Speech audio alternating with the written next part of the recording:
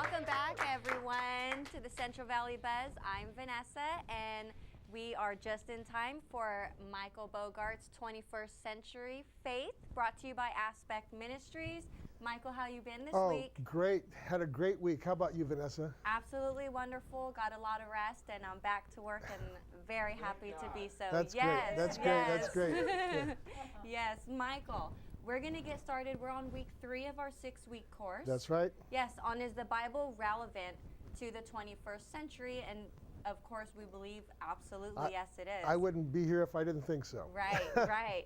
All right, so let's get into our first topic here. And so we're talking about, is the Bible relevant in the 21st century? And I want to talk a little bit about something that most people don't know about. And those are the canons in the Bible. What is that? Well, okay, so most people, you think canon, you think something that shoots a bullet or something like that. When it comes to the biblical canon, you're talking about the list of books that are accepted as scripture by different groups of Christians. The problem is that there are several different canons depending upon who you talk to. So let's start with the simplest one, the Protestant canon of scripture. In the Protestant canon of scripture, there are 39 books in the Old Testament and 27 books in the New Testament. So the Protestant, what we call the Old Testament, is almost exactly equivalent to the Jewish scriptures, the Hebrew scriptures, which they don't call the Old Testament, they call it the Tanakh, or just the Hebrew scriptures. So between Protestant Old Testament, Hebrew scriptures, you've got virtually the same document. The reason for that is because the early Christians came out of Judaism. They were all Jewish people, so that's what they started with. Roman Catholics have extra books called the Apocrypha that Protestants don't have. 7 extra books, which makes for a 73-book canon. And then you have the Eastern Orthodox Christians, which add a few more bits and pieces. So what is it that we're missing from those 7 and then those other, what are those? Well, what do they entail? Those are books that were used by some Christians in the early centuries, but never officially, I guess you'd say, canonized, never officially added to the list until the Middle Ages. So there was some dispute among some Christians as to whether they should be in there or not. Protestants stayed with what they thought was the earliest decision of not having them, and Catholics, of course, thought that they should be included. Wow, the role you must play to be able to decide what stays and what goes. What are people going to know about, and what are we going to keep locked away? So how did these particular books become accepted as scriptures? Well, there were the initial canonization. Let's talk about the New Testament now. There's no discrepancy among Christians as to which books go in the New Testament. All Christians have the same New Testament of 27 books. Those books were canonized just before the year 400 AD. Now you think, well, Jesus lived in the 1st century, early churches started in the 1st century. Why did it take, so many years, almost 400 years, for that to be canonized? And the answer to that, when you think about it, it's really pretty simple. For the first 300 years of the church's existence, they were heavily persecuted, they were under pressure. It would have been a huge mistake to call any kind of a council where all the leaders were together, because that would have been an invitation to have everybody rounded up and done away with. So when Christianity was legalized within the Roman Empire, right around the year 313 AD, the very first thing that happened was, within a decade, they called the first what they call ecumenical council of the church to deal with some of these issues that had cropped up in 300 years of existence. And one of those was the canon, which books are in, which books are out. Wow. So that's what they did. That was a top agenda item when they finally could have a meeting. Yeah. So how you go through that back then, and then you think, okay, how it is now, and it's almost not all the way gone, the way that they treat, religion and things that it's okay to talk about, things it's not okay to talk about. Right. And so hopefully we will get to that day when, freedom of speech is really free. Well, and I think some of it is the fault of religious people. I'll say that as one myself. Sometimes we don't know how to talk fair, if I can put it that way. We get pushy.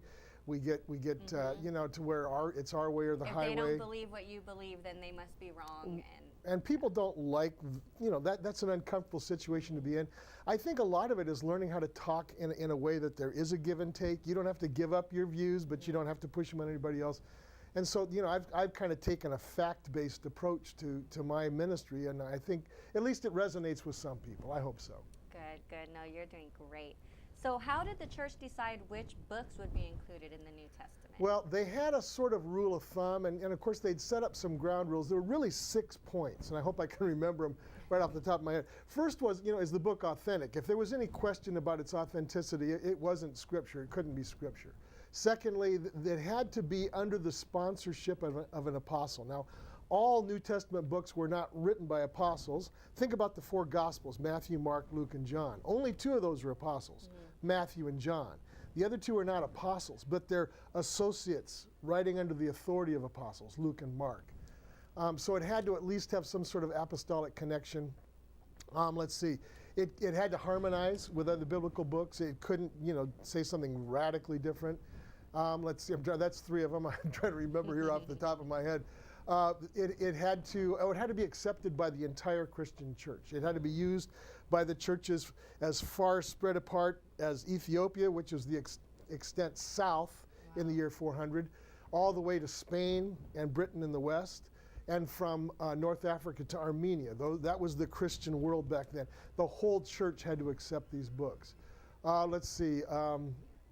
It couldn't contradict earlier books of Scripture, and there was one more I can't remember right off the top of my head, but it had to pass all those tests. And that's why they call it canon, because canon in Greek means yardstick or ruler, so they kind of put those tests up kind of to measure whether the book measured up, and that's why they call it the canon. If you didn't make the cut, you didn't make the cut. You didn't make the cut, that's right. I have a question. So what makes someone an apostle? Well, that's not on the list of questions, Vanessa.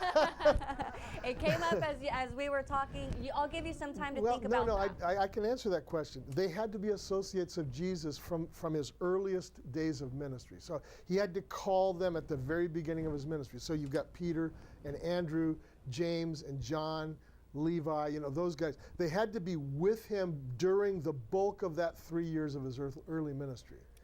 And that's what makes them. We call them, when Lucky Jesus guys. is alive, they call them disciples. Or while he's on the earth, we call them disciples. After his resurrection and ascension, they become apostles, which means those sent forth for a particular purpose. I love it.